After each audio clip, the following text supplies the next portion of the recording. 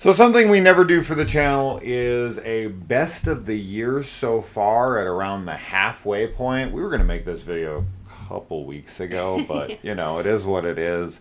And we added some heavy hitters in these last couple weeks. So I'm kind of glad we waited, but yeah, let's jump into it. So these are our favorite films of the year so far, and this was actually a pretty damn complicated list to put together because there's been a lot. Like, this is a really solid year once again. You know, when it first started, I was thinking maybe this isn't going to be as strong of a year, but then it was just hit after hit after hit. And yeah, I've watched a good amount of stinkers.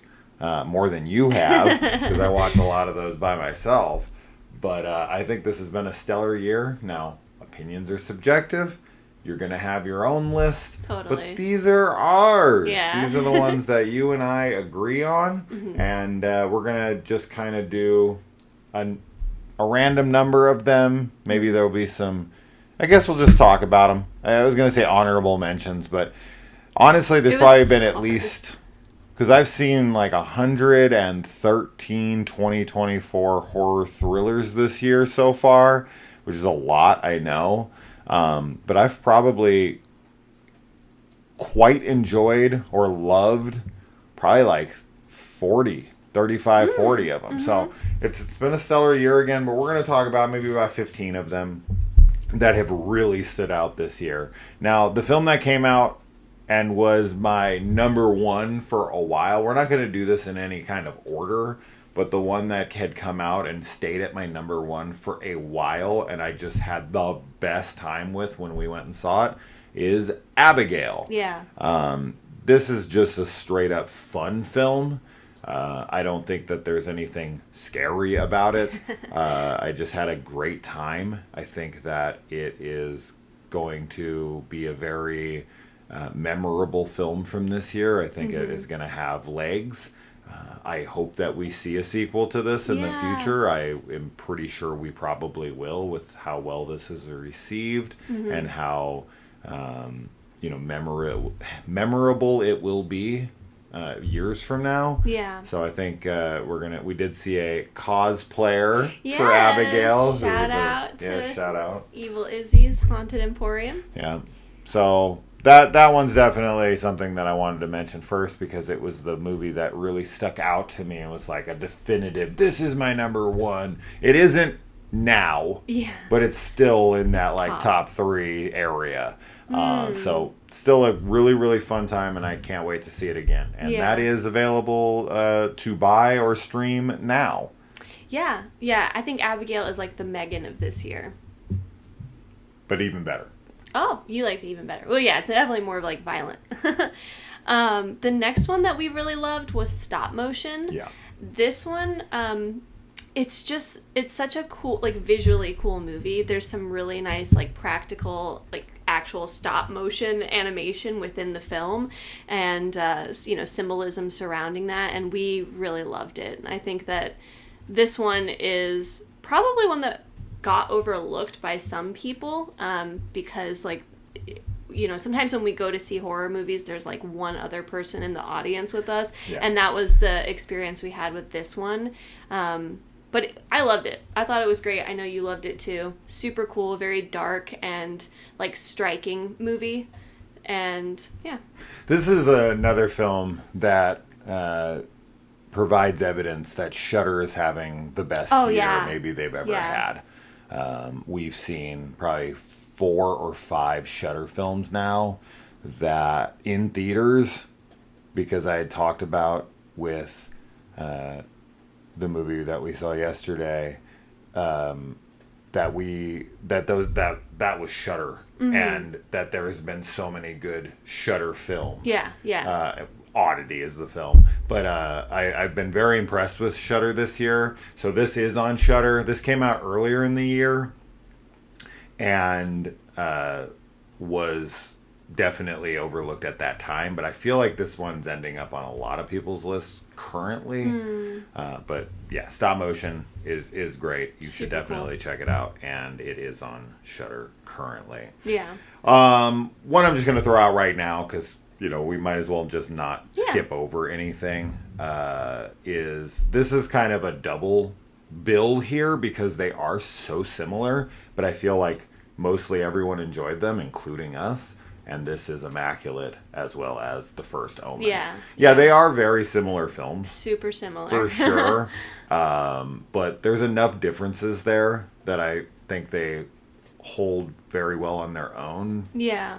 So I don't think it's like, you should see this one, and if you see this one, you don't really need to see the other. It's not like that. No, I do think you should see both. Yeah, they have separate things in them. I really go back and forth on which one I liked more. I just really enjoyed both of them. Yeah. And I was not expecting to like The First Omen at all when it was announced. So that's the bigger surprise of the two. I think that Immaculate has the more memorable ending. So maybe that would be the one that I pick, but I do think both are absolutely worth your time. Yeah, they both have just fantastic leads. Sydney Sweeney, I know we were really impressed with her in The First Omen. And then, what's her name? I always forget. Wait, what? Sydney Sweeney in Immaculate. I'm sorry. No, you're fine. And then The First Omen is... Nell Tiger Free. Nell Tiger Free, which we have been fans of her since her role in Servant. We really like her as an actor. And they both just do a fantastic job. Those are really cool movies. They're like a nice double feature, I think. And I feel pretty even on both of them because they are so similar but also different. And yeah. Since we're not skipping anything, the next one is like a thriller more, but Love Lies Bleeding was one that we both really enjoyed. It's a very like sexy, romantic, but also like fucked up movie. And, Kristen Stewart she's just great in this. She's really, really good. And it has a super memorable ending. I feel like...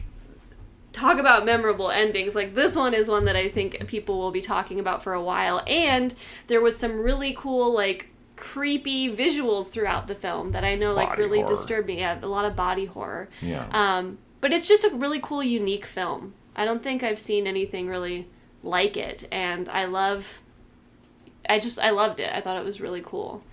It's definitely, it's an A24, like, art house style film, but it's... For me, it's like a iconic, like lesbian cult film. Totally, yeah. Right, like this will be very popular in the LGBT. Oh yeah, definitely. Film sphere. Yeah, for sure, for sure. It has some very memorable shots, and shout out to Katie O'Brien. Oh yes. For getting jacked. Oh my god. She gives a great performance here. They're both just so hot in it too. So. Next up, since we did a double feature on Stop Motion and Immaculate, another double feature here of two pretty similar type films that are both really damn good. And I have a hard time figuring out which one I like more is Sting and Infested. Yeah. They're obviously both spider films. Yeah. And they came out very close together. I think we watched them like within a couple days. Same week, I feel like. A day or two apart. They were really close in release. And one is much more playful and one is much more serious. Yeah. Infested being the more serious of the two. If you like more fun films like Abigail, then Sting would be the one you want to go with. I probably like Sting a little more just because I really liked the utilization of the characters, as to where I thought that Infested used the surroundings better. But within Sting, I felt that the community inside the apartment complex that it was set within felt more realized. Like, I really liked the chemistry between all of the tenants, as to where Infested felt... and this is probably more realistic. I guess the way that I would say this is with Sting, this is more of a tight-knit community of people. And then with Infested, it's more of a realistic look at like how disconnected we all are. Yeah. Where everyone in the apartment complex kind of like, they kind of know each other from like sight, but it's like everyone's kind of like every man for themselves kind of behavior, like a lot of apartment complexes would be. Yeah. But as I said, that one's much more serious and it's not grounded, but it feels more raw. As to where Sting feels more theatrical and fun. Yeah. But I really enjoyed both, and I can't not mention them here. Yeah, I did too. I think they're both really, really great films, and I normally am not a fan of movies that like vilify animals. Yeah. But for whatever reason, both of these work, and I love spiders. I'm not somebody that's afraid of them at all. So, if you have a phobia of spiders, I think that both of these films could be really freaky for you. And I mean, don't get me wrong, they definitely have, even though Sting is, playful, like there's scary elements to both of them. And like just the, being trapped in an apartment complex with, something trying to kill you that's not human is, freaky in and of itself. So Infested is also another Shudder film. Yeah, so there you go. So from this year. Kelly? So actually, this one, right? Okay. Yeah. So yeah. Okay. This is probably still my favorite film of the year, which is I Saw the TV Glow.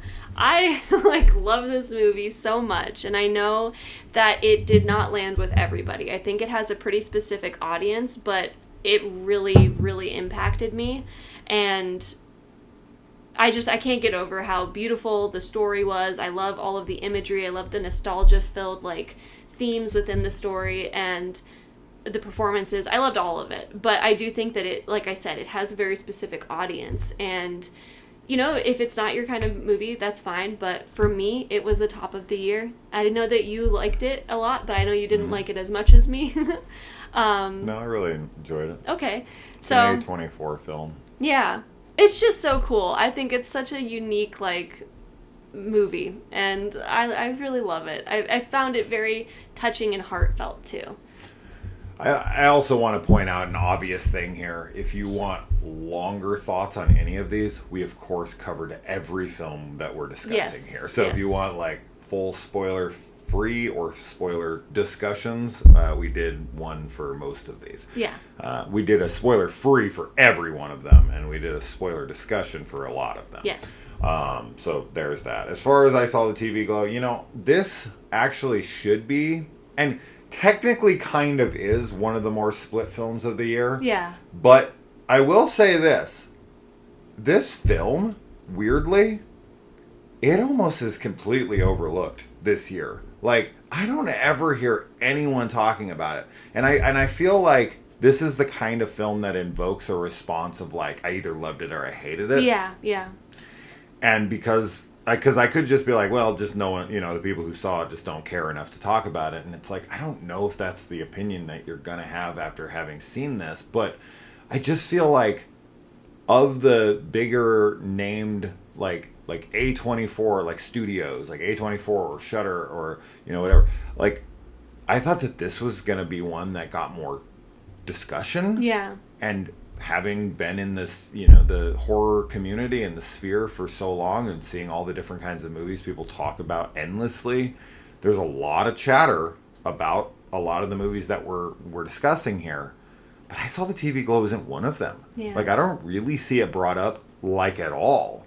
And so I don't really know what the overall opinion is on it. I do think it is as I said, just from watching it and from a few comments I've seen, it's either a love it or hate it kind of film.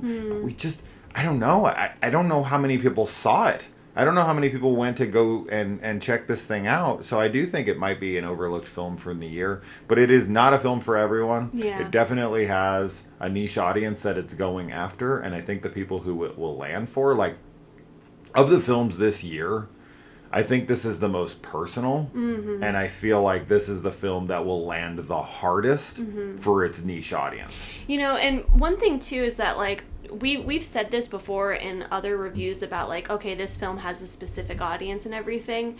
Personally, I still think that you should watch those movies. Like, even if you think this might not be the kind of film that you would vibe with, I think it's worth giving things like that a shot, because you never know. You might find something that you love, and even if you don't love it, watching films that maybe aren't made for your demographic is a great way to get other perspectives into other people's, like, experiences and lives. So if you're a horror fan, like, if you like A24 style movies and you're into that kind of a vibe, like, definitely check it out if you haven't seen it. And even if you're not, like, maybe consider it, like, just giving it a shot. See how you feel.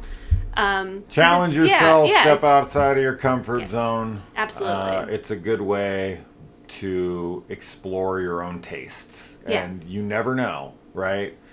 There's all sorts of things I would never have thought I would have liked years and years ago. I don't do this really much anymore. I'm pretty open to anything nowadays because I've learned from being someone who was like, screw it, I'm just going to check it out, and it also, it sucks too, because if you're in the right place, in the right mood, in the right mindset, you might land something that you wouldn't have otherwise. So it is all about timing as well. So it can be kind of like it can be a touchy thing, because sometimes you just have to be in the right mood for certain films, and if you do step outside of your comfort zone at the wrong moment, you can be like, see? But like in another moment, you would have been like, oh, wow, that actually impressed me. So you never know, but I do think it's just like, you got to roll the dice on things.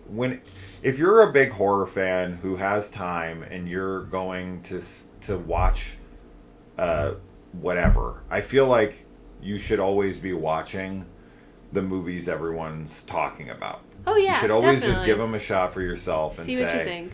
We'll see. We'll see. And it might land for you, it might not, but you'll never know unless you watch it. Yeah. So check it out. It might not be your thing. I think as I had said, this is the cult film that will have the most passionate diehard following of any cult film that comes out this year thus far.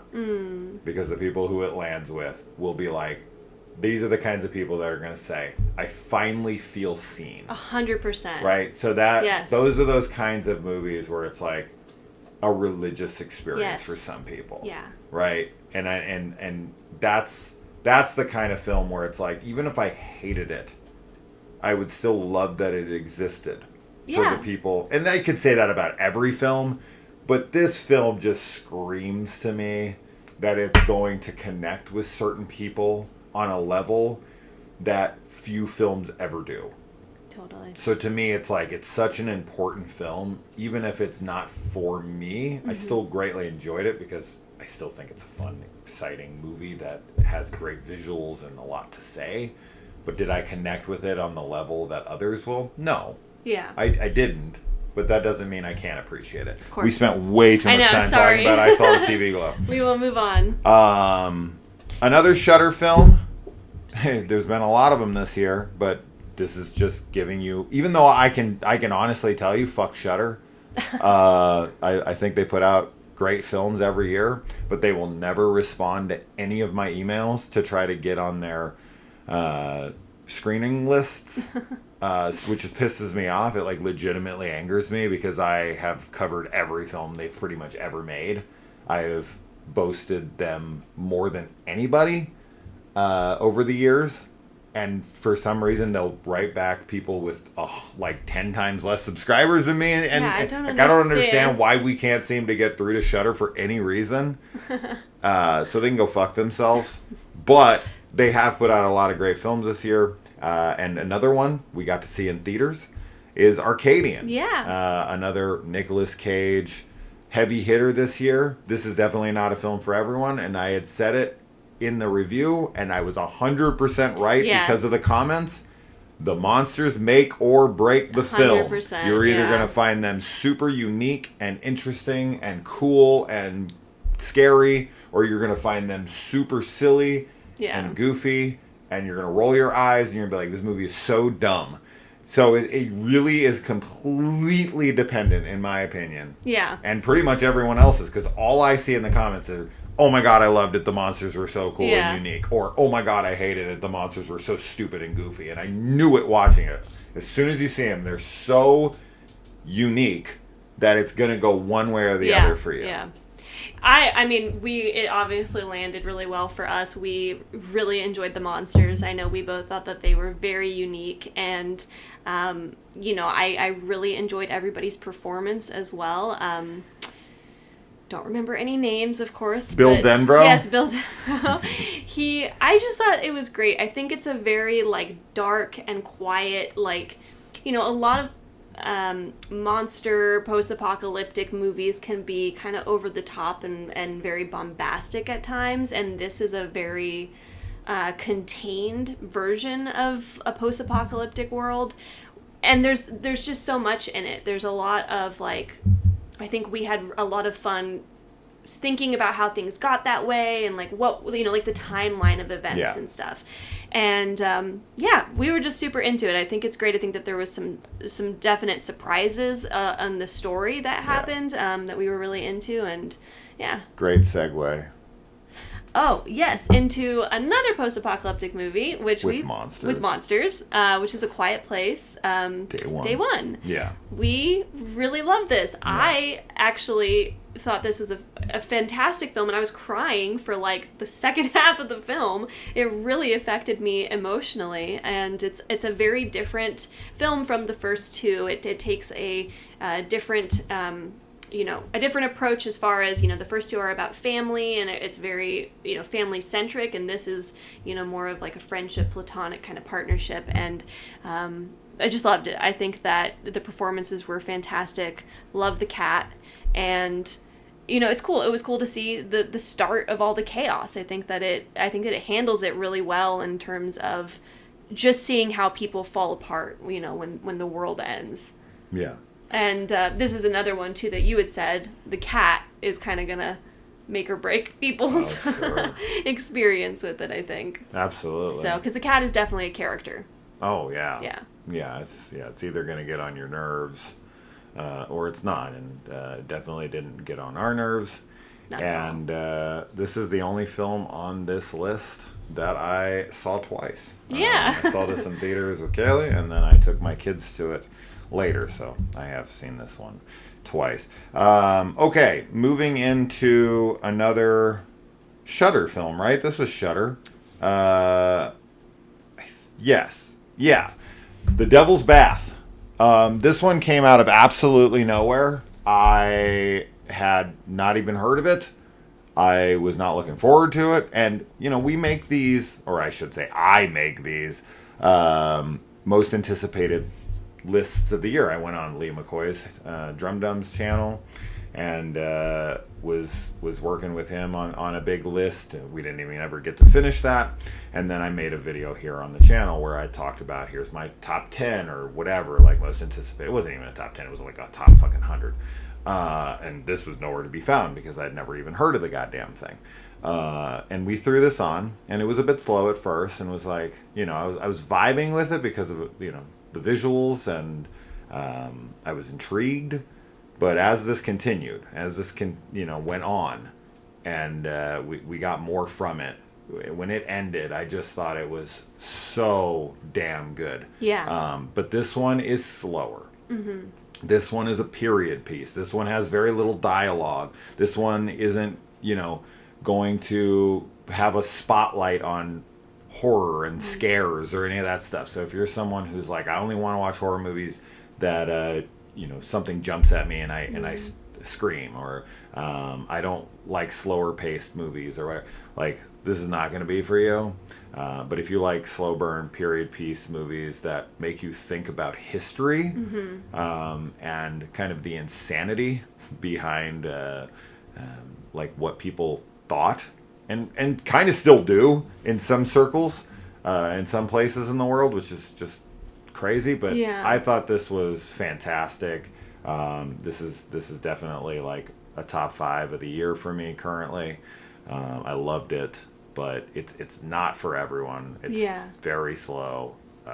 It doesn't have a lot of payoff, but man, it's got some great gore and kills in this when it does. I shouldn't say great kills. It just has probably my most memorable kill of the year, but not because of like the gore, but because of the situation. Yeah. It just sticks out. Totally. Yeah, I mean, I loved it. I think it's a wonderful period piece horror movie, and it is a slow burn, like everything that you already said. I won't repeat it too much. We likened it to The Witch. That was probably in terms of the vibes and the slow burn of the story. So if you like The Witch and movies like it, I mean, this is one for sure that you should check out. And yeah great film. I don't know. Next, or we have a lot. So one that I think this is a film that a lot of people were talking about when it came out for sure. But The Coffee Table. It is our most watched video of the year. Yeah. This is a movie that is like, I think probably the most stressful film of the year. Like in terms of, some people came into the comments and thought this was a comedy. Oh, okay. Well, yeah. I mean, for me watching it, I for you too, I think this was like super suspenseful, super tense. I felt like we were literally on the edge of our seats like the whole film. It has a very intense opening, and just like the story itself is pretty brutal. Yeah. But it is something that some people are like, meh, like I've seen worse. And, I think that's kind of a case of like, you have watched a lot of horror movies and you've desensitized yourself to some subjects, which, like can be good and bad in some cases. But for most people, I think this is a very shocking movie. The thing that happened with this film is this film got labeled as like the most disturbing, controversial film of the year. So the like shock film enthusiasts flocked towards it and expected it to be like a Serbian film or, an August Underground film, and it's not that, right? This is a film that deals with a very dark subject matter in a way that almost no film would have any desire to touch this material. So the subject matter is really what is messed up about this. There's nothing graphic being shown to you, and I think a lot of people came into this thinking that they were gonna like see insane violence and like haunting things that would never leave your brain. And to some people, I think to casual audiences, that will be the case. Oh, 100%. Especially if you're someone who like looks for trigger warnings or something. If you're somebody who like seeks those out, then this movie would be too much for you. Just because of the subject matter. As I said, this is not a film that's in your face about it. It actually handles it in a way that I thought was like very tame, because it could have been way more insane with it. But I actually respected it because it's really about the emotional weight of a secret that you just can't seem to get out of your mouth because you're just like, so afraid of the repercussions of what you've done, even if it's an accident. And I thought that was fantastic. So it's all about the performance here from our lead and the and the situation. It's a situational thriller that I think should be for anyone who still has a soul. It should be something that really racks you with a bunch of guilt as you're watching it. Like, God, what would I do in this situation? Yes. This is so horrifying. I don't know. And I think it's a wonderful situation to explore, even though it's a subject that most films would shy away from. So the movie got kind of hit with this expectation of it being this like bombastic, in your face, gory, crazy exploitation film. And it's more of like a character study of like somebody's worst day you could ever imagine and what you have to do in telling someone something you don't want to.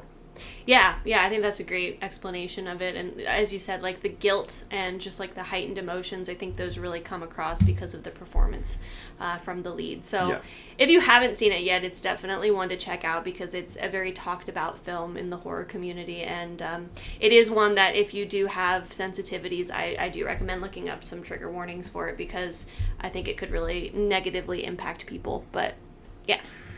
And then these last two are going to be like the big hitters here, and then we'll throw out a couple quick ones at the end that we'll throw out. But these are our two big hitters. These are the two biggest films for the year, and we saw them both in the last week. Yeah. So this has been a hell of a week for horror.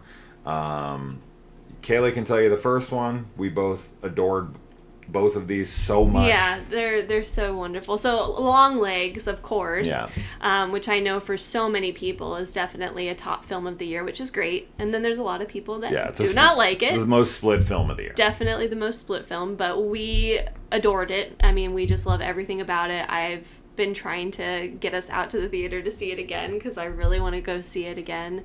I mean, come on, like it's just we did two, full hours basically. We did a spoiler-free discussion and a spoiler discussion of the film that you can watch. And if you haven't seen it yet, like you need to see it. Like this is the film of the year to go see. It's just phenomenal. And if you have seen it and you want more, definitely go to thebirthdaymurders.net and enjoy that like ARG experience because that adds to the film. Try to crack some codes. Try to get into it if you're like really obsessed with Longlegs like we are. Or you can just watch our live video we made where we went through the entire site. We didn't get all of it done, and it was after 2 hours, so there was a lot of information to explore and discuss, and we did that before the film came out, so it was like a lead up. It was exciting. Best marketing campaign of the year or ever for horror, in my opinion. This is insane. Absolutely. It added to the film exponentially, and thank God the film actually landed, because unfortunately something like Maxxxine was the other big anticipated film for the year, and it was a big letdown for me. Even though I did greatly enjoy it. I shouldn't say greatly. I quite enjoyed it. But man, I was expecting it to be on this list, and it's not making this list for me because it just ended up being a disappointment. A disappointment that I will quite enjoy alongside of the other two films that it's connected to in the future when I watch them all three back to back. But just a disappointment. But a film that was definitely not a disappointment, even though I'd never even heard of its existence until very recently. And we saw it yesterday, another Shudder film, but this is in theaters currently, as is Longlegs.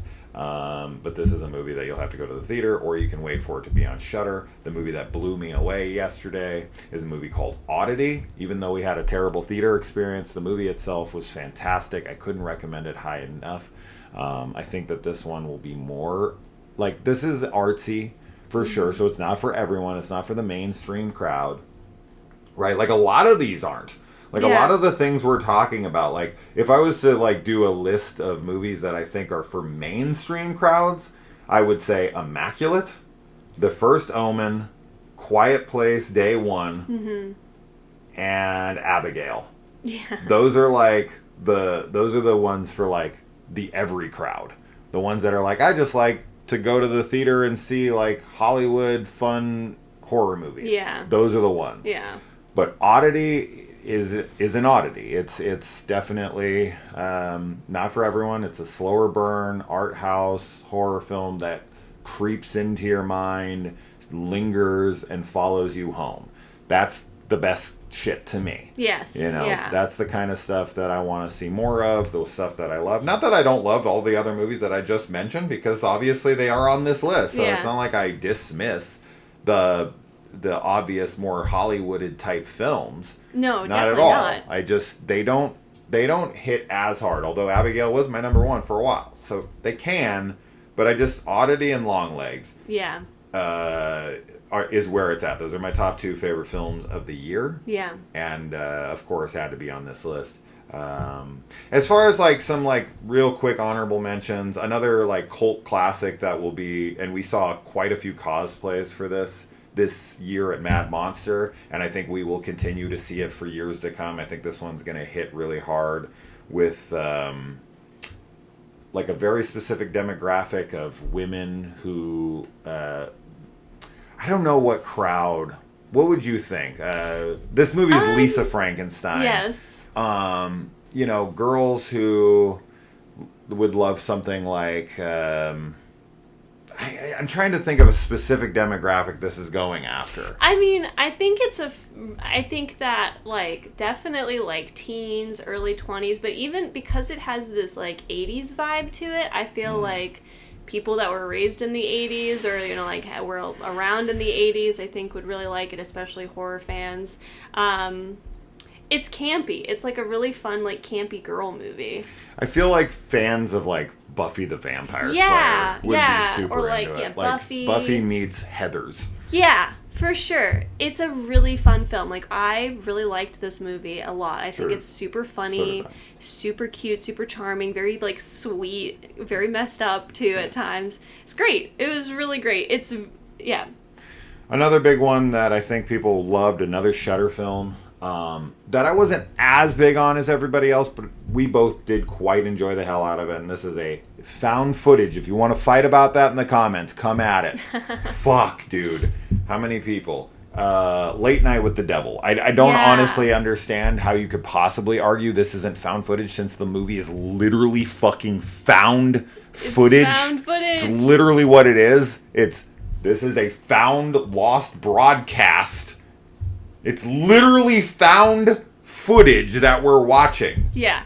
I love this movie. It's so hard, like, because I know we're just mentioning all of them, but, like, when I think about ranking them, I thought this was great. I was super into it. And, yeah we love found footage, if you haven't guessed by now, by being on our channel.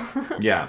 Another really cool found footage film that didn't get really any discussion this year that we really enjoyed was Mind, Body, Spirit. Yeah, super cool. If you want a really, really fun vampire movie, kind of like Abigail, but with drag queens, I would go with Slay. Yeah, we really love That's Slay. on Tubi. Another Tubi original, the best Tubi original I've ever seen, which is Lowlifes, which definitely don't look into absolutely anything. Go into it blind as can be. Yeah. The best kill of the year is featured in A Violent Nature. Yep. Which is definitely not going to be for everyone. That's a very slow burn, deconstructed slasher. I was super into it. Some people are going to hate it, Yeah. as I'd already seen. Most of the discussion is around the ending and how pointless it was. But if you want to see some really great kills, definitely at least check those out. But I really enjoyed the hell out of that movie. Yeah. And we could mention a bunch more, like What You Wish For, or, you know, there's all sorts of things. That was Somnium, yeah. Really Somnium loved. was something that we really enjoyed the hell out of. Fun indie movie. Yeah. Super cool. That's the kind of stuff that you want to support. Yeah, because that movie is going to get completely overlooked. So if you're someone who's like, I want to support low-budget filmmakers who are not getting enough attention, Somnium is this year's Moon Garden. Yes, Somnium, and then, like, the Mind, Body, Spirit, Lowlifes. Yeah. Those are definitely, like, three. And then we also really liked, and I'm just going to mention it because I think you'll be upset if we don't, but the You'll Never Find Me. Yeah, right? I really enjoyed was one the hell that we out of really that. liked. That's Another like Shudder low film. budget, yes, very very beautiful movie, like really fantastically shot film. If you go and see Oddity, yeah, and you love that, I would follow it up with You'll Never Find Me. Yeah, I think they're a good double billing. I do so too. Anyway, that was way longer than we anticipated it to be. We always try to, like, people are like, keep these to 5 minutes, and it's like, welcome to Sinister Cinema. That's never gonna happen here. We just love talking about movies. I don't know. But we're gonna do another. We're gonna do our official, like, best of the year. You know, of course, at the end, and it will probably be an hour or more, depending. We'll try not to, but we love talking about them. And yeah, we watched a lot of movies so far, and we're gonna watch a bunch more. We'll try to do both. I did that we did that last year, and I think, or 2 years ago. I think we should do that again, where we do the longer discussion. And then we do the quick rapid fire. Yeah. Just here's our list, which I find that boring. It's boring. I want to know. I want to talk about it. Yeah. So that's our style. So yeah, what do you guys think? Did you agree with us? What's missing? From this list? You don't have to argue with us and be like, how the hell could this be on it? Or how the hell could this not be on it? Just let us know. Tell us yours. What you think. Tell us yours. Yeah. What are we missing from this list? If we didn't mention it, I saw it.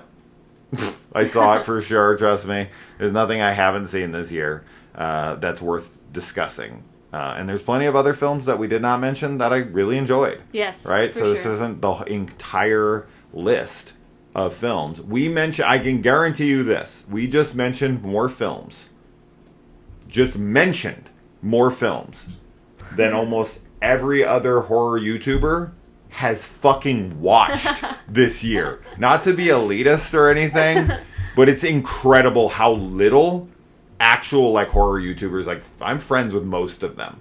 And when I ask them like what they've seen, they're like, "Oh yeah," and they send me the list and I'm like, "Oh, this is your top like 8 of the year." And they're like, "No, that's the ones I've seen." And yeah, I'm like, so "You've only seen 8?" All of our horror YouTuber people watched all these movies. Watch more movies. Watch all the ones we mentioned at least. At least. Yes. All right, guys. We'll see you in the comments. Bye. Bye.